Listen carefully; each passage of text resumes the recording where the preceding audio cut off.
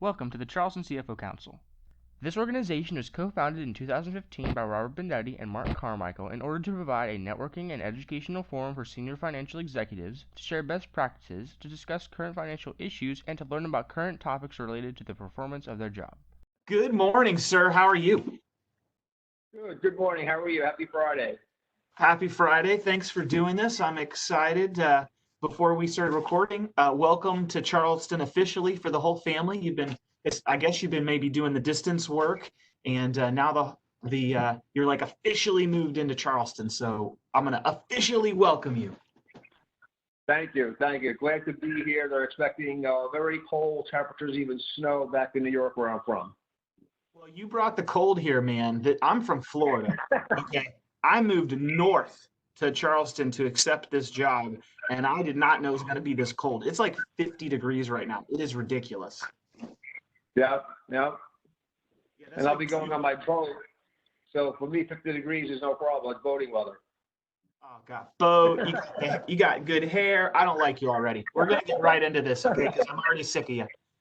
Bob Verona is the tax director at the Volvo Group, and before that, senior level tax positions with GE and Sumitomo and Verizon. I don't know if I pronounced that company in the middle correctly. Got his undergraduate degree in accounting from Pace University, master's in tax from Pace University. Of course, he's a certified public accountant. And something interesting that I found out about you is that I saw that you had your captain's license with a master's captain's license, 25-ton boat. Tell me about that. I'm a boater. I'm a fisherman. And I went to the boat show in Newport, Rhode Island, and saw a 50-foot Sunseeker, gorgeous yacht. And I was talking to one of the workers there who I thought was the salesman selling these boats. And he goes, "Oh, I just drove this boat up from Philadelphia from the factory to Newport, Rhode Island." I was like, "So you drove this boat?" I said, "And did you have to put any gas money in to drive this boat?" He's like, "No." I said, "And they paid you to drive this yacht somewhere?" He's like, "Yeah." I'm like, "I'm doing something wrong here." So at that point, I was like, okay, you know what? I've taken lots of boating classes. I've got boating experience. I've got to get my captain's license. And when I get out of tax and I retire, that's my next career, is to go and drive other people's yachts.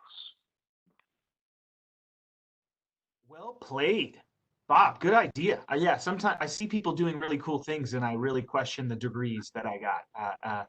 You have made wise choices, sir. Let's get into it. Question number one: what is your favorite book and why? My favorite book, and I think everyone in school, in high school, should be required to read it, is Rich Dad, Poor Dad, with Robert Kiyosaki. I mean, that gives you, for those who are not familiar with it, it gives you two perspectives on making a career. One dad told his child, you go to college, you get a degree, you work for a company, and you stay with that company for 30 years and you retire. And the other dad was an entrepreneur, had self-employment businesses all over the place, and everyone worked for him. And then he taught how you do your finances. You don't spend your money as soon as you make your money, which most people do, and they get into credit card debt. You live conservatively and you build up your wealth to the point where later in your life is when you start to spend it, and that's the right approach. So I thought that was really, really good. I think a lot of the kids in school should be required to do that. Something that they don't teach you in school is how to handle your finances. No, school's really set up to create factory workers and soldiers and to follow orders. And you just recommended one of the greatest books of all time, my friend. You brought it. All right, question number two: what is the best advice that you have ever received? I wouldn't say advice per se, but it was a way of working. So when I worked at Sumitomo Corporation, they're obviously Japanese. They have a unique way of working. So, for example, there's a problem or a question on taxes, and being from New York, you think of it in 32 seconds and bing, you have an answer, you tell them the answer. Well, in the Japanese world, you don't quite do it that way. Or you go to meetings, and in the meeting, you discuss a problem, and or better, you go to the meeting and you sit down right away, and being from New York, let's discuss this meeting, I have more things to do, and you discuss it and you move on. And the Japanese way, they believe in establishing relationships first. So you don't just talk business when you go into a meeting. You sit down in a meeting and you socialize, you introduce each other, you greet each other, and those kind of things. And then you get into the business side of it. And what I found was that the relationship part of it was super important on the Sumitomo side. And I think it's very important in work, period, because people are busy and you want to get results from other people. If they don't know you, they're more likely to blow off your request and handle something else.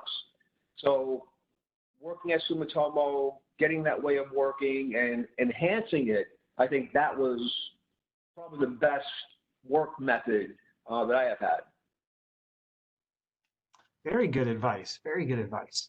Question number 3 is, what is a new tool that you've recently started using or a new habit that you've picked up that you have found beneficial? Not doing everything myself, because I'm the head of the tax department in Volvo Cars US, and we have about 5 subsidiaries in the US group. So whenever an issue comes up, my first reaction is, okay, don't spend money, try to save the company money, research the issue yourself, and that can take lots of time. And with tax law, you can have the area honed in, but then there could be some other area out in right field somewhere that completely upsets your result. So there are so many issues I'm getting involved in. I'm responsible for every area in the company that I had to literally force myself to say, okay, you know what? I can't do this. I can't do it all. So now what I'm doing is I'm reaching out to the CPA firms that have experts in every one of these areas, and they can pick up on the issue, research it, get back to us, but at least I have the expertise to raise questions, look at it, see if it makes sense, and go forward from there. So just realizing that I can't do everything and I have to rely on CPA firms, I think is the latest thing that I've been doing that I had to force myself to accept, basically. I think that's smart, and something I think a lot of accountants struggle with. We are excellent at what we do. We love solving problems, and so it kind of complete a task, solve a problem. But with the higher we go up, there's too many problems for one person to solve. And even if another team member can only do it at 80%, we've got to let them come up with their 80% solution and do their 80% effort, or we're just never going to get the 800 things done. And that's a hard lesson to learn, Bob. So I'm working on it myself, and can appreciate your new habit. Question number 4, what is the best part of your current job? I'm finally doing something that helps direct the company. So now I've got this, I report to the CFO. So what's great is that they come to me for tax advice. I have an accounting background also, and I'm able to shape the direction the company goes into. Or if I see an area they're going into that I don't agree with or a position they're taking, I can speak up. And working for a Swedish company, they're open to that. They don't have a problem with that. So I think just being involved in the growth of the company and the day-to-day operations, and I'm working on confidential projects that no one knows about. And they're super, super important projects. That to me is what you study taxes for. You go through the return process and you work your way up and you do the grunt work. But now I'm at the level where I'm elbow to elbow with the executives. And it's great to have them rely on me and to actually listen to me. It's nice to have someone to listen. So I think that's what I really enjoy. Amen, brother. Amen. Well, congratulations. That's awesome. Question number 5 is, what is something personal that maybe we don't know about you that you are willing to share? Well, that's the master's program. So the captain's license. So that's something that is totally unique. That's something that I plan on doing down the road. That's my second career. So that's something a lot of people don't know. So when I have my screensaver on my computer, I have a picture of my boat. And people think, tax people are, stodgy, they're stuffed shirts, they're boring or whatever. And they see the boat, like, wow, that's pretty cool. So that's what I think is a lot of people just don't know about my background. And fishing. I'm crazy about fishing. In fact, I just got permission from my wife for Mother's Day that I can go on a 40-mile offshore fishing trip and not come back and get divorced. Wait a minute. On Mother's Day? On Mother's Day. Bob, let me help you out, brother. I think that was a trick. That was a test. I'm not joking, bro. I think that was now, maybe you've been married a really long time, so you have the political capital to handle that kind of test, but I think that was a test. Well, I told her, I says, listen, I got a phone call from a buddy of mine. The weather's supposed to be great on the ocean Sunday. The winds are going to be calm. We're going to do like a 40-mile offshore fishing trip. Do you want to come? And I said, of course, I'm there. And then 5 minutes after I got the phone call, I realized it was Mother's Day. So I called him back and I told my wife, I canceled it. I said, I can't go. It's Mother's Day. I got to be with my wife. And then my wife just literally told me this morning that we can't go out for dinner to celebrate. We're still stuck in the house, basically. So she goes, so you might as well go fishing. I'm like, you sure? Can I get this in writing? So I have to call my friends up to see if they're still room. Bob, I'll be praying for you. I got a room over my detached garage. If things go south, you can, for 3 days max, you can stay there. I hope things work out for you. Thank you. Thank you. Question number 6, last question. It happened so fast. What is something that I didn't ask that I should have asked? And what's your answer to that? My background, how I ended up in accounting and transitioned into tax. So when I graduated from Pace, I had my undergraduate degree in accounting, and I was studying for the CPA exam. And my first position was in a tax department. I was in a rotational program. So my first 2 rotations was in the tax department. And I found it really interesting. But then my next positions after that were in accounting. And of course, throughout my career, I stayed in the accounting area. When I finished my CPA exam and I registered to go to Pace for my master's degree, I registered as a finance major. Like 99% of the accounting majors do, they go into finance. But I really was interested in tax because it's law. I'm a closet attorney, and I like strategizing, and there's always a rule saying you can't do this, so I look for ways to get around it. So I just figured it fits kind of in with my personality. So I really wanted to go back into tax. So I took a chance and changed my major from finance to tax. So now I was mostly through my master's degree in taxation, and my position was the accounting principles advisor for Verizon Corporate. So I was the GAAP guru for Verizon. I used to go to the FASB meetings in Norwalk, Connecticut, and listen to how they're discussing new pronouncements coming out, what their thinking is, and all that. And I was giving tons of presentations on accounting principles to all the executives at Verizon. So you couldn't get more accounting than that.